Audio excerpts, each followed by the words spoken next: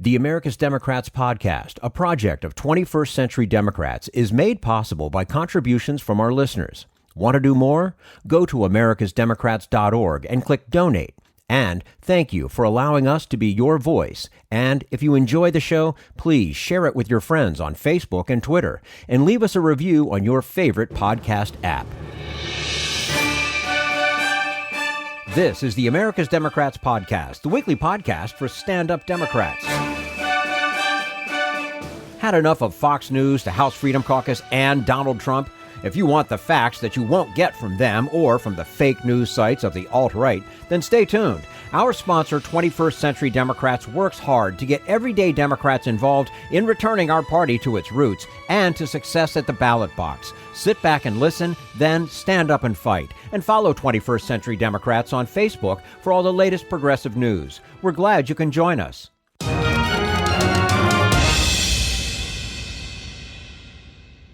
And we say hello to James Fallows, national correspondent for The Atlantic and former editor of U.S. News and World Report, and for 2 years was chief speechwriter for President Carter. We have asked him to join us today on americasdemocrats.org to reminisce about the remarkable career of our nation's 39th president. James Fallows, thank you very much for joining us today on americasdemocrats.org. My pleasure. Thanks for giving me the chance. Well, we appreciate it. As we all are, of course, thinking of Jimmy Carter these days, do you feel frustrated that his legacy is one of a failed presidency?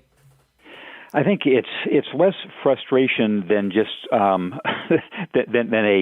maybe it is frustration at historical imprecision, because President Carter was trying to manage the country in a very, very difficult time. It was a time of worldwide hyperinflation, of the oil shocks, the immediate aftermath of the Vietnam War. It was a very difficult time around the world, including in the United States. And I think there are a lot of things that both at the time he was able to accomplish, from the Camp David agreements to the Panama Canal Treaty to having the energy bill, and many others that in retrospect look even better. So I wish that the view of him would combine some understanding of the very difficult times in which he was trying to do things with a view of the pluses and minuses. Now, I'm sure that you feel he has been shortchanged by the public and historians. In what ways does he not get proper credit for his successes? And you mentioned a couple of Yes. them right there. I think that when people look back on there's one whole category that's almost never mentioned in President Carter's achievement, which was the beginning of the mainly good deregulation after excessive regulation in the 1960s and 70s. It seems strange to talk about a Democrat doing that, but for example, every time you go to a microbrewery any place in the United States now, which is in its golden age of beer, you should thank Jimmy Carter. He was the guy who essentially deregulated home brewing, and everybody who's a pioneer in that field says, yes, it was because of President Carter. If you go to Latin America, the Panama Canal Treaty had an enormous effect in sort of it lancing what was becoming an increasingly difficult irritant between the U.S. and Latin American countries. If you go, as I have, to Eastern Europe or to the former Soviet Union, the human rights standard that President Carter planted, he was not saying that this would be an absolute black or white, all or nothing part of U.S. policy, but it would matter more than it had in the past. And many people who were there in the transformation of the Soviet Empire give credit to him. The relationship with China was really solidified during his time. And of course, that's not even talking about energy and the environment, where he had he signed a lot of protections for native lands, for wild lands, and of course had the energy goals, which if we'd followed them, we'd be in better shape now. Mm-hmm. I would say that almost everybody recognizes President Carter's morality, Christianity, decency, but can't those traits actually get in the way of using power effectively?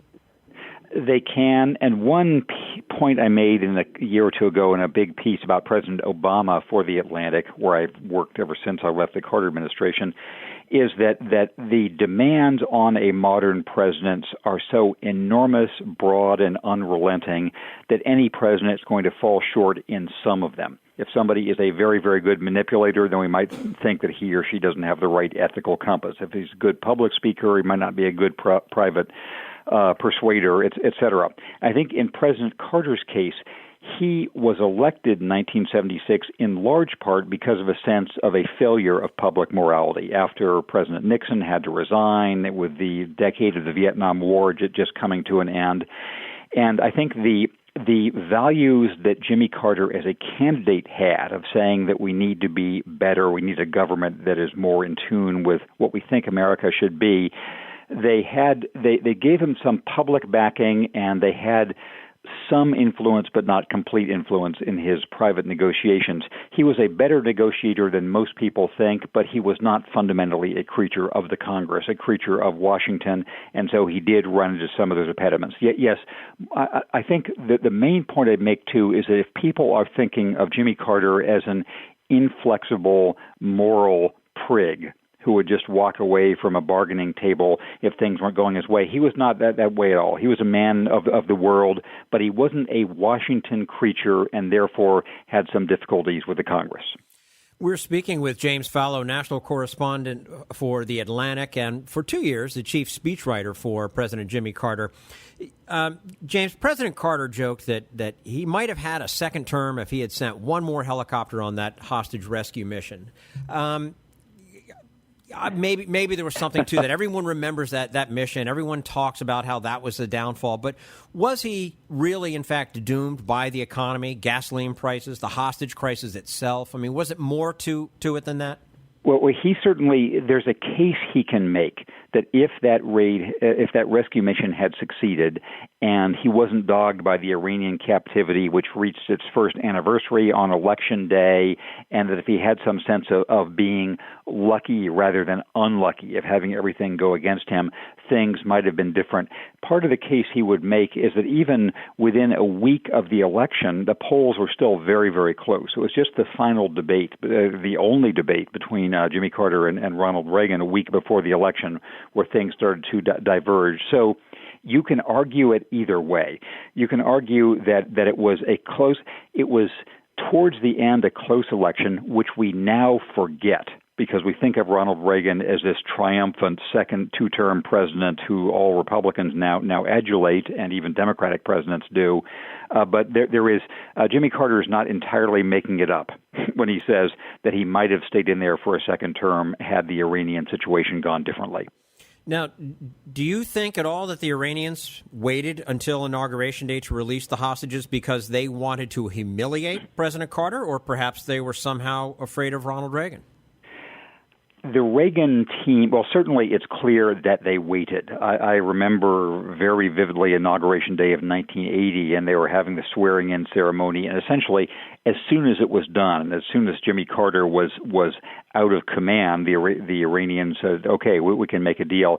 The Republican line on this was that it's because they were so fearful of the powerful Ronald Reagan. I think it's much more likely in the facts of those times it was part of their spite at President Carter.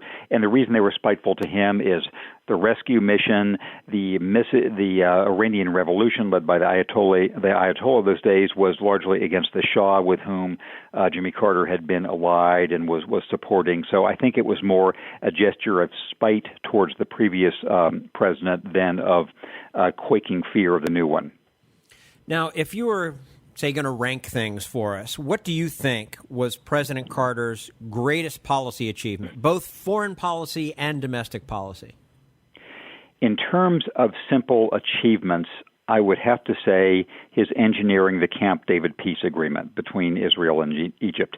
I say that for two reasons. One is it was clearly Jimmy Carter's achievement. I actually was there during those negotiations in 1978, and it was his force of will, his force of intellect and attention to detail and presenting the big picture to both President Sadat of Egypt and Prime Minister Begin of Israel, that without Jimmy Carter that would never have happened. So that's one reason it's significant. The second is that it's the only Middle Eastern peace that has lasted.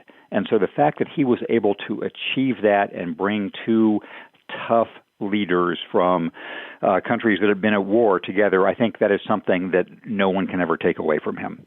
You know, it's interesting. You would think that people would make references to that, given our times right now and what's going on in the Middle East, because that really was a huge breakthrough in our history, and no one ever seems to talk about it anymore. Well, that's why I'm glad we're mentioning it here. I agree with you, and there is some time when maybe people have occasion to reflect while he is around to hear it on the achievements he had when he was in office. Now, as a speechwriter, and with all due modesty, what would you say is his best speech? And maybe you could share, perhaps now, maybe the worst too. Modesty came naturally to people on the Carter speechwriting staff because he was not famous for his success as a formal orator, and we all shared in that lack of glory.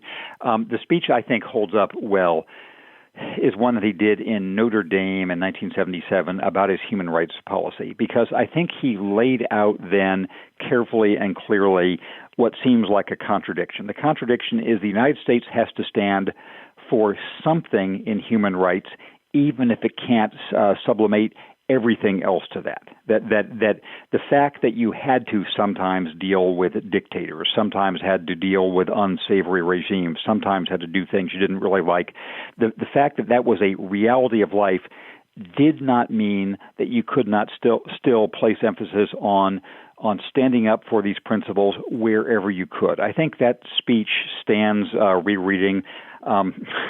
Many of the speeches we did in the effort to pass the energy bill were not very good at the time or afterwards, but I'm happy to have people read the Notre Dame speech.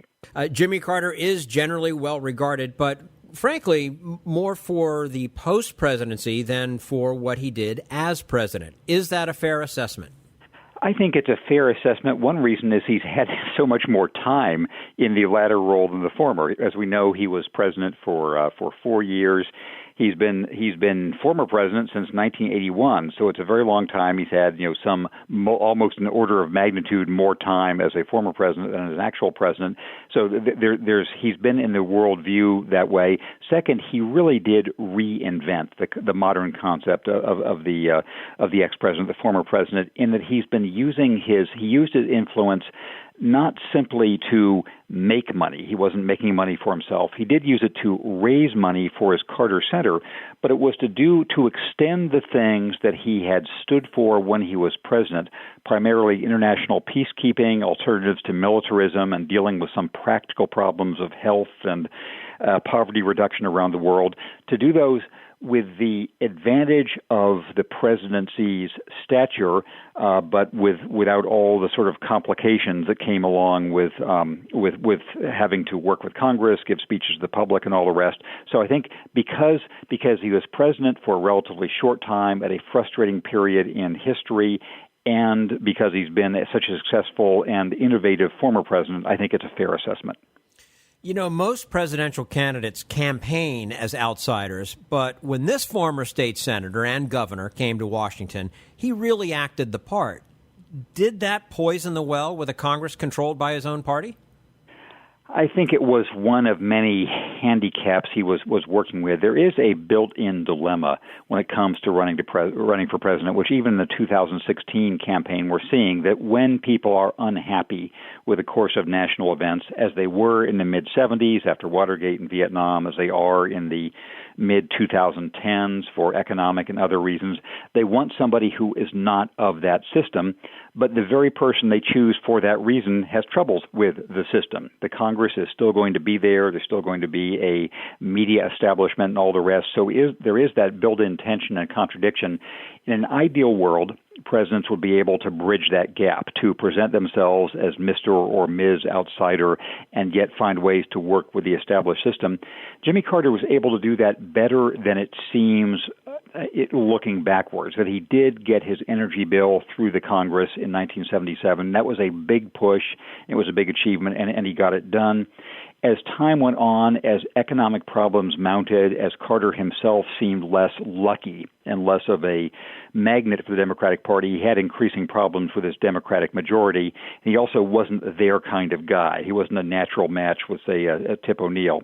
But I think he did better than at the time. His achievements seemed better than they do looking back.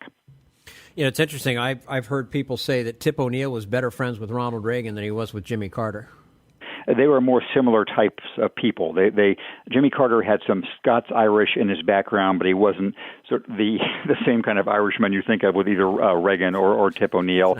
And although Jimmy Carter drank wine, he was not a let's all to get together for a drink kind of guy.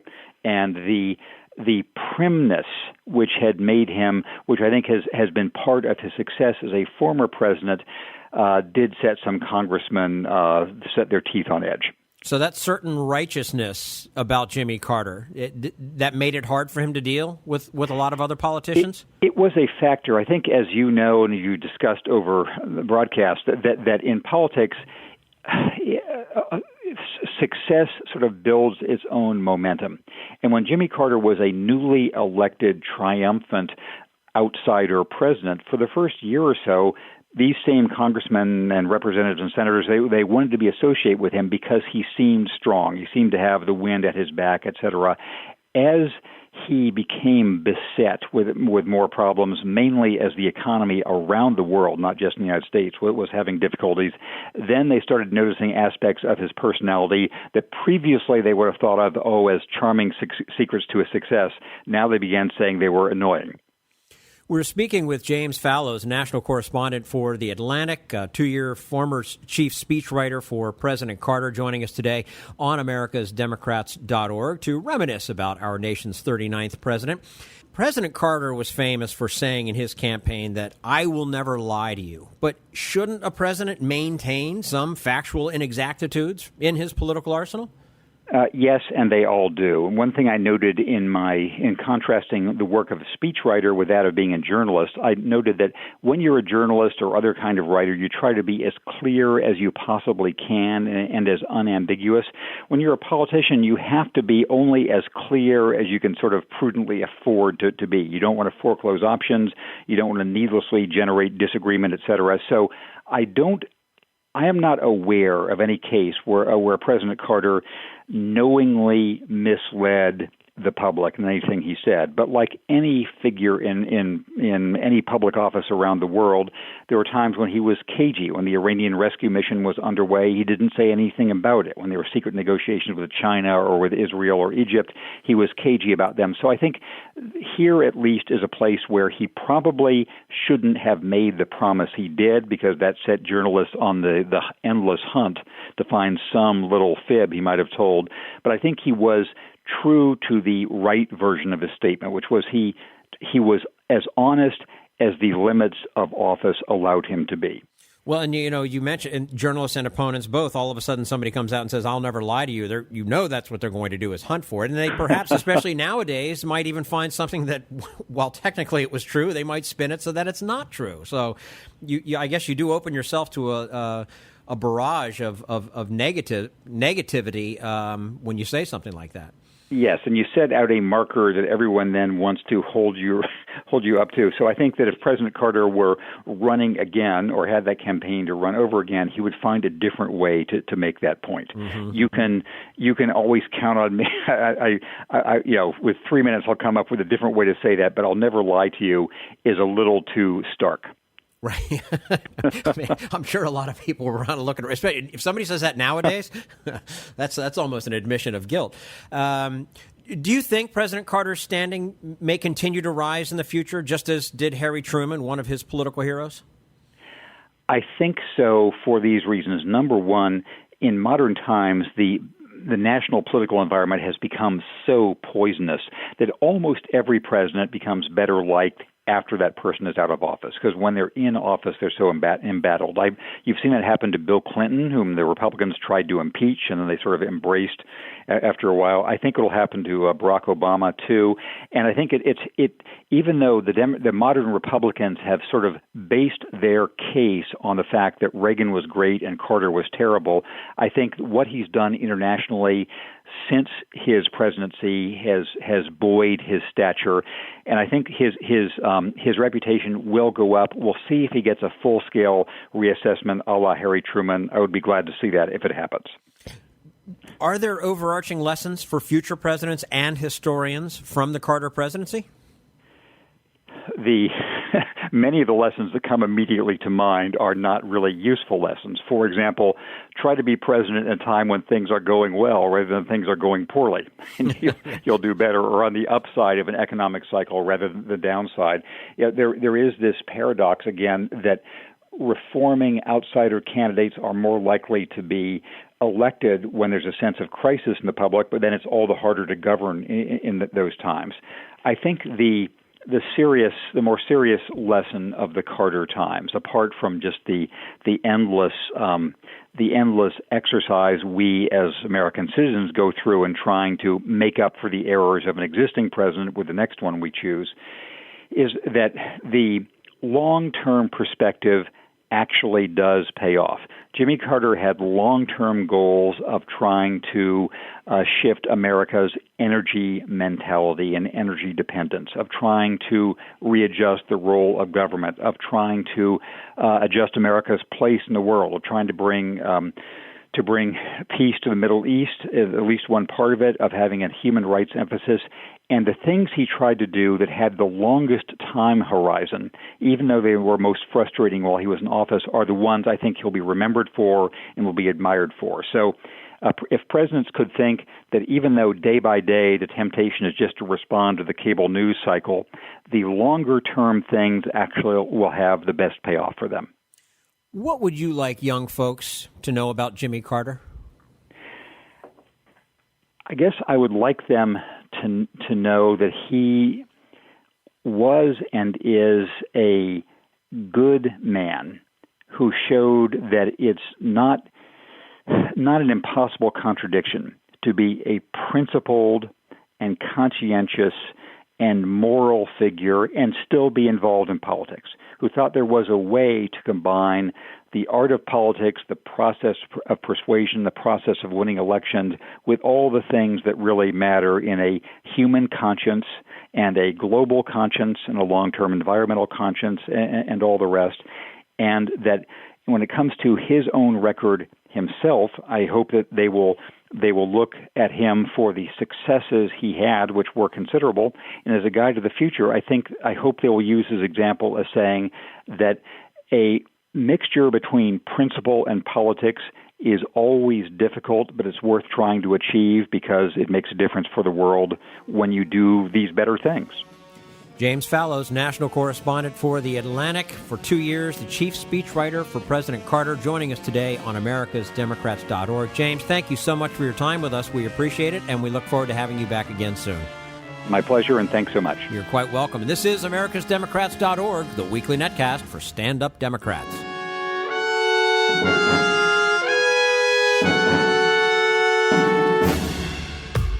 We want you to sit back and listen to this americasdemocrats.org podcast, a project of 21st Century Democrats. But we need you to stand up and fight. Do you want to get involved and help get our party back to its roots and to success at the ballot box? You can make your contribution to help us keep this show going and to elect Democrats who will stand up for democratic principles. Go to americasdemocrats.org and click on Donate at the top of the page. Many Americans can't believe that political coups are part of our country's history. But consider the Wall Street Putsch of 1933. Never heard of it? It was a corporate conspiracy to oust Franklin Roosevelt, who had just been elected president. With the Great Depression raging and millions of families financially devastated, FDR had launched several economic recovery programs to help people get back on their feet. To pay for this crucial effort, he had the audacity to raise taxes on the wealthy, and this enraged a group of Wall Street multimillionaires. Wailing that their, quote, liberty to grab as much wealth as possible was being shackled, they accused the president of mounting a class war. To pull off their coup, they plotted to enlist a private military force made up of destitute World War I veterans who were upset at not receiving promised federal bonus payments. One of the multimillionaire's lackeys reached out to a well-respected advocate for veterans, retired Marine General Smedley Darlington Butler. They wanted him to lead 500,000 veterans in a march on Washington to force FDR from the White House. But they chose the wrong general. Butler was a patriot and lifelong soldier for democracy who in his later years was critical of corporate war profiteering, and he was repulsed by the hubris and treachery of these Wall Street aristocrats. He reached out to a reporter, and together they gathered proof to take to Congress. A special congressional committee investigated and found Butler's story, quote, alarmingly true, leading to public hearings with Smedley Darlington Butler giving detailed testimony. This is Jim Hightower saying, by exposing the traitors, this courageous patriot nipped their coup d'etat in the bud. But their sense of entitlement reveals that we must beware of the concentrated wealth of the imperious rich, for it poses an ever-present danger to your and my majority rule. Need an antidote to the progressive blues? Want some good news about how grassroots folks are rebelling against the corporate powers and winning? Well, here's an easy-to-swallow pill for you. The Hightower Lowdown. Hightower's monthly newsletter will give you the lowdown, even as it lifts you up. It's 4 pages a month, jam-packed with facts you can use, actions you can take, and Jim's own Texas humor, all for only $15 a year. To become a lowdowner, go to hightowerlowdown.org. This Social Security measure, I believe that we must pass legislation to provide medical care. This is our tradition. When our grandparents came to America, it was the Democratic Party which said, welcome. It was the Democratic Party, the party of Roosevelt and Truman and Kennedy and others, who said that America belonged to all its people, not just a handful of the rich or a few giant corporations. That's why great leaders like FDR fought so hard for Social Security, and why JFK stood up to the insurance companies and their Republican allies to get Medicare. It's not just one thing, or one time, in one place. It's about a whole history of standing up to the Republicans and saying someone has to be on the side of regular working people in America, whether it's defending Social Security or just the way your loved ones are treated on the job. That's what the Democratic Party is all about. And that's why this message has been brought to you by the Democratic Party. Working people like you and me. Paid for by 21st Century Democrats. Not authorized by any candidate or candidates committee.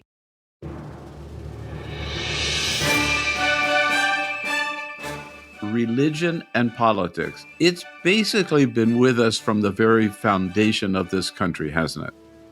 Yeah, I mean, I think, as long as religious people participate in politics and in the political project, you're always going to have overlaps of the two.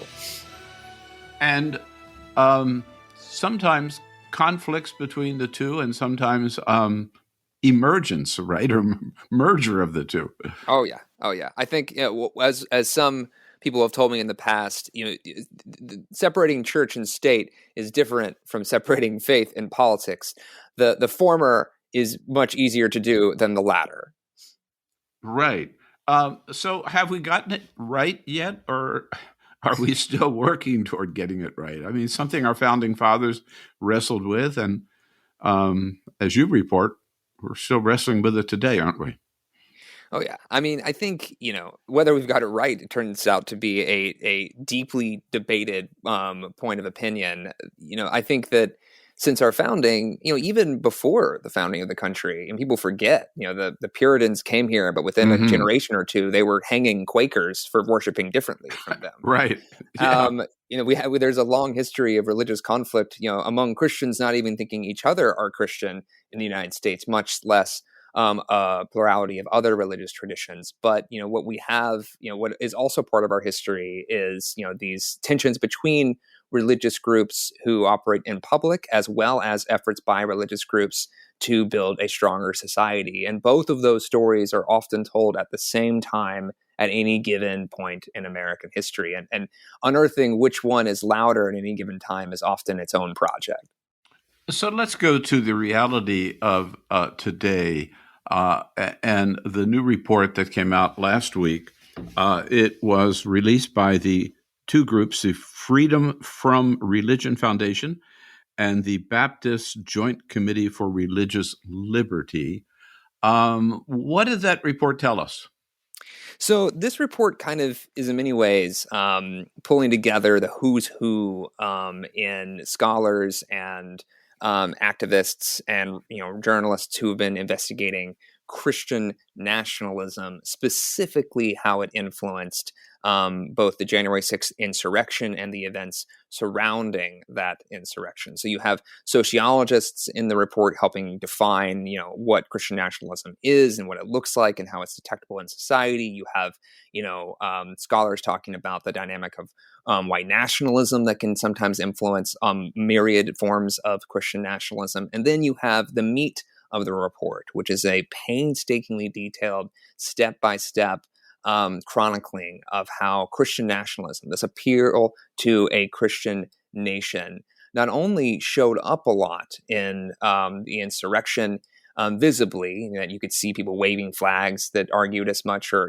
parade prayers in and around the Capitol that said as much, but arguably drove a lot of these people to be there on January 6th, and it certainly came up in a lot of their rhetoric. So the meat of the report is talking about those details that we all saw on January 6th, but peeling back a layer to show the religious elements that were very strongly felt by, it seems, many of the participants. Well, watching what was going on live, I remember just falling off my chair when I saw these are people who were assaulting police officers, trashing the United States Capitol, and some of them standing there with signs, "Jesus saves," or some of them carrying crosses. I was thinking, what the hell is going on? How did this happen? Well, so let me ask you, first of all, you used the phrase Christian nationalism. I think a lot of our listeners may not be familiar with that phrase. What does it mean?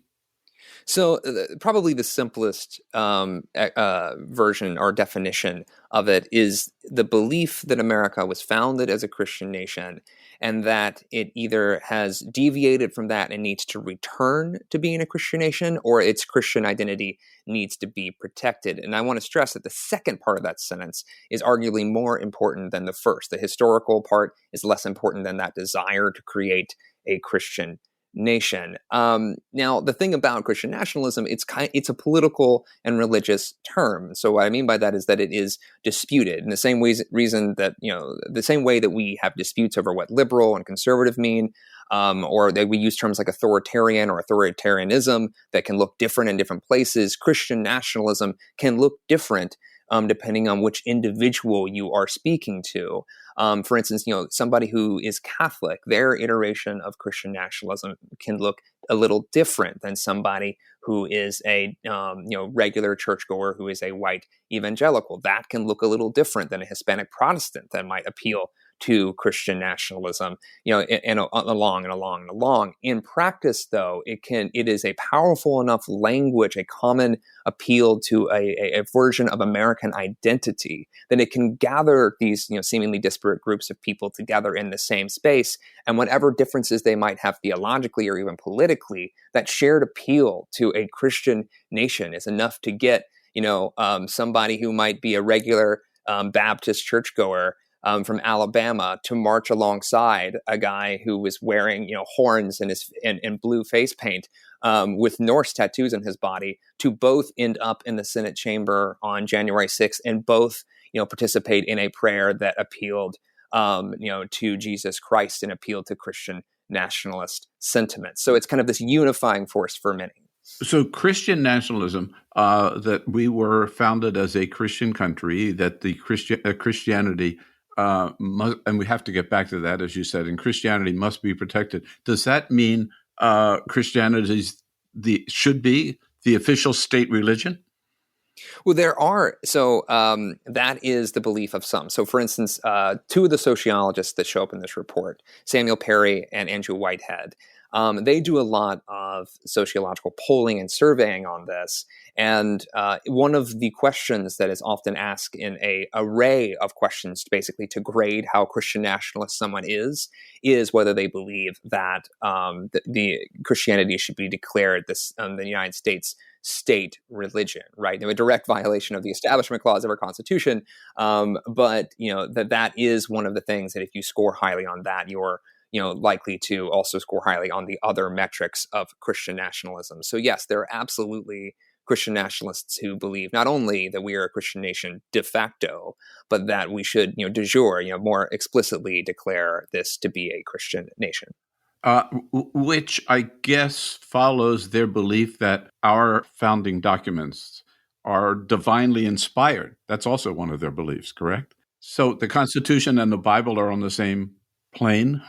So I should note that one of the interesting things about Christian nationalism, because it often manifests as an identity, you will find folks who have very specific, detailed theologies around it, right? Like this kind of, sacralization of the founding documents, the Constitution, the Declaration of Independence. There are also religious traditions where that is already true. So, for instance, the Church of Jesus Christ of Latter-day Saints, Mormons, also believe that the founding documents have a sacred nature. Interestingly, they are less active to be participants in the kind of Christian nationalism we are describing here. This is a more white evangelical project, although there are certain Catholic contingents and even some more than Mormon contingents. But yes, you will often find this sort of sacred appeal to those documents and the founding fathers, almost as if they are operating as biblical prophets. That is a common theme among many of the more church-going Christian nationalists. And I read in your report, your story about this report on the Religion News Service, that for Christian nationalists, the definition of a true American is someone who is conservative, Christian, and white, right? So you've got to ask, what happens to African Americans in this equation? Where are Jews in this equation?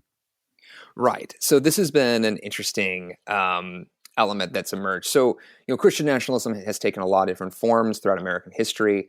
But, as scholars have pointed out to me, I've done a lot of reporting on Christian nationalism recently. The Ku Klux Klan was a overtly Christian nationalist movement, right? And they were very clear about what they envisioned Christianity to be, and that it was synonymous with white identity as well as their version of Christianity. And they were also very exclusive about who counted as a Christian, right? They were also burning the crosses in the yards of Catholics here in the United States, not to mention other religious groups like Jewish Americans. Now, one thing we have noticed actually in the lead up to January 6th, scholars told me recently, scholars of extremism have told me that, especially in the aftermath of January 6th, Christian nationalism has actually become more vocally expressed in more overtly extremist circles, so more overtly white nationalist circles. They've started adopting Christian nationalist rhetoric pretty aggressively. One of the groups that stormed the Capitol on January 6th was a group called, America First is their flag, their ensign. If you ever watched the video of people in the Senate dais, leading a prayer, one of the first people into the Senate chamber, one of the first insurrectionists was carrying this America First banner. They are led by a leader named Nick Fuentes, who has been identified by many as a white nationalist. And the chant that they make when they gather together quite frequently is "Christ is King." And they chanted that on January 6th as well. And again, that's, he has in his speeches conflated America as a Christian nation and belief in Jesus Christ with white, what he calls a core white identity here in the United States, describing it in similar terms. So is the essence of Christian nationalism racist and anti-Semitic? I think particularly the modern iterations that we are seeing in the United States are often articulated that way. Now, there would be folks who would note that in any movement there are often elements of diversity. You will see, there are, for instance, Hispanic Protestants and even African Americans who have expressed deep vocal support for elements of Christian nationalism, both on January 6th and other contexts. And so there is some dialogue around how it's not an exclusively white movement, but in terms of how it is manifesting, particularly more recently, the overlap between white nationalism and appeals to white supremacy and Christian nationalism seems to be increasing as the movement continues to coalesce. But and what I found the report pretty interesting and shocking, in fact, and I don't think there's been enough reporting about this, is that among the organizations that organized, that planned, that inspired the whole January 6th attack on the Capitol and the events leading up to that, the Million MAGA March and everything, were Christian organizations, right? Believing the election was rigged to set out to stop Congress from doing its job, right? Right. And I saw two-thirds of them, according to someone quoted in your article, believe that the election was rigged, and 40% of them believe that violence is not only okay, but maybe necessary to stop the steal, so-called. I mean, how do they square that with the Gospels? Right. Well, this is an interesting element of Christian nationalism, right? So I should note that while there are members of this movement who are kind of, for lack of a better term, the high priests of Christian nationalism, those who preach it from pulpits quite literally and who have theologies around it, there are a number of Christian nationalists who aren't even that frequent churchgoers at all. It's simply an appeal to their identity. They actually, Whitehead and Perry, in some of their other studies, have kind of noted that when you account for Christian nationalism in a group of people, when you set that as a part of the rubric, and then look at religious, looking specifically at Christians, look at religious observance, it actually has a reverse correlation. The more religious you are, if you account for Christian nationalism, in other words, take it out of that rubric, the less likely you are to believe in Christian nationalist ideals. That the more church-going you are, basically, the more conflict you find between this ideology and identity and the scriptures that you are reading. And in fact, some of the most stalwart opponents of Christian nationalism and critics of it have been Christian voices, Black Protestants in particular, as well as any number of mainline Christians and Catholics, have been actively decrying it, arguably throughout its history, right? Many of the iterations of Christian nationalism throughout American history, it was those who were left out, Jewish Americans, African Americans, what have you, who have been decrying it throughout its history. And that trend continues in the most recent iterations, where you're finding any number of pastors, priests, imams and rabbis pointing out the fact that the belief in many of the Christian nationalist ideals expressed seem to directly conflict with the scriptures themselves or longstanding Christian theology. Now, I will also note that there is no shortage of violence in the history of Christianity, so it's certainly not unprecedented that would be a part of it. But there is also certainly no short of criticisms of this identity and ideology today. So is it fair to say that Christian nationalism is more than a religious movement? It's really an extreme right-wing political movement with a tinge of Christianity? So I think this is something that I've heard debated by scholars and commentators for a while. Is it a political movement? Is it a religious movement? I think, the reality is that it can be both. And, in 2022 and 2021, the parts that seem to be mattering in a big way are the political elements. Right now, there are groups like patriot churches that's a kind of church now where they call themselves patriot churches and they preach that the election was stolen, and they preach any number of elements of Christian nationalism. But it is more often a group of political actors and political commentators who are leading this. Right. Well, so on the political side, and these are people who do identify the election was stolen, meaning they're identifying with Donald Trump. I mean, look, if you're talking about a leader of a religious movement, Donald Trump will be the last person on the freaking planet, right? Because of his life and lifestyle and history and, lack of basic decency, I think, that one would consider. And yet, again, reading from your article, here's this evangelical speaker, Lance Wallnau, right? Quote, "Fighting with Trump is fighting with God." Or this attorney from Georgia, William Calhoun, who's the one who allegedly broke into Pelosi's office, who was quoted as saying on the social media, "God is on Trump's side. God is not on the Democrats' side." I mean, I know it's hard to connect. I know it's hard for you. It's hard for me. But Donald Trump, really?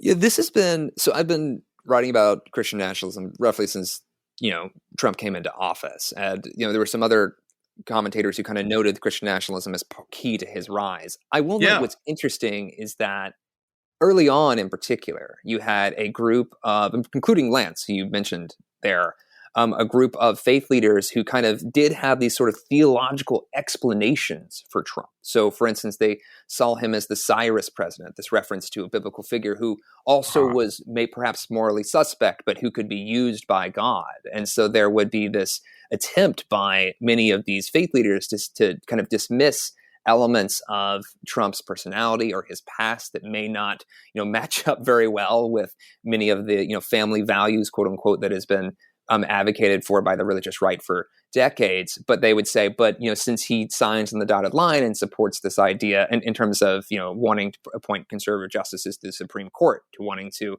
doing away with the Johnson Amendment, allow churches to be more explicitly political in their pulpits in terms of endorsing candidates, because Trump does those sorts of things in his positions on abortion and other things, that God is using this individual, and thus he is a figure of divine, appointed by God. In fact, there was one of the insurrectionists who was praying outside of the Capitol, who was later arrested.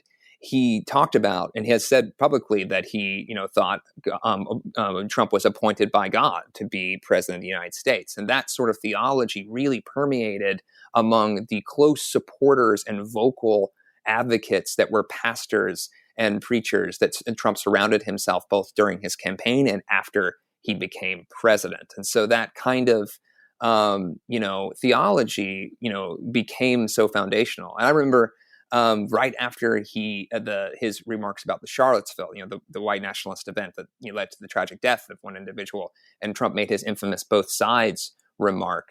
It was, the White House would not send a person to, I remember one, I think it was ABC, to go kind of speak on Trump's behalf to explain his remarks. Instead, they redirected them to Jerry Falwell Jr., then the president of Liberty University, to speak about Donald Trump and law and basically back up his remarks. So these religious leaders have consistently done offense and defense for Trump politically in public, to the point where it was, whether or not his behavior or his rhetoric jived with traditional, norms within Christian pastor pulpits, it didn't matter, because they were willing to say he is one of us and will advocate for our values, or at least our policies.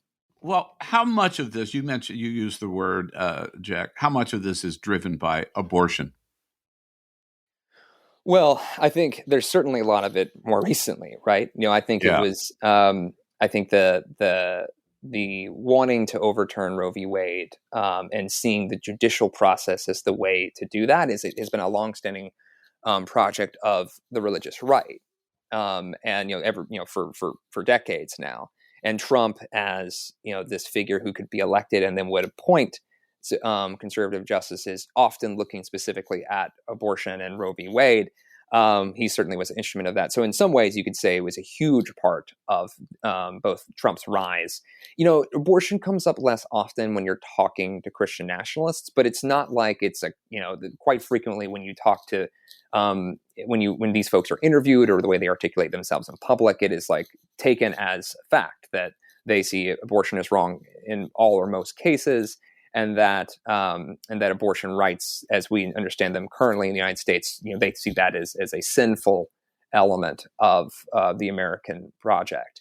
So I think particularly going into this year, what was noticeable about the March for Life this past year was that there was the presence of white nationalist groups, both that America First group that I mentioned earlier. They were at the March for Life, this giant anti-abortion event in Washington, D.C. every year that Trump spoke at while he was president, as well as Patriot Front, which is another white nationalist group. I will note that Patriot Front in particular, March for Lifers were pushing back against their presence there, and we're not happy that they were there. But it certainly seems like these groups, particularly America First, with their kind of more overtly Christian nationalist sentiment, and even some of the speakers on stage during the March for Life, when they were articulating, Christian nationalist sentiments this year, it again provides this unifying force that encompasses both, all of the elements that we've previously discussed, as well as abortion. If you liked what you heard, please get involved in our efforts to keep this show going and to elect Democrats who are bringing the party back to its roots. Go to americasdemocrats.org and click on Donate at the top of the page. And be sure to find 21st Century Democrats on Facebook and Twitter, and leave us a review on your favorite podcast app. We want you to sit back and listen, but we need you to stand up and fight. Join us. Support the AmericasDemocrats.org podcast, a project of 21st Century Democrats, and help elect Democrats who will stand up for democratic principles with your contribution today. Go to AmericasDemocrats.org and click on Donate at the top of the page.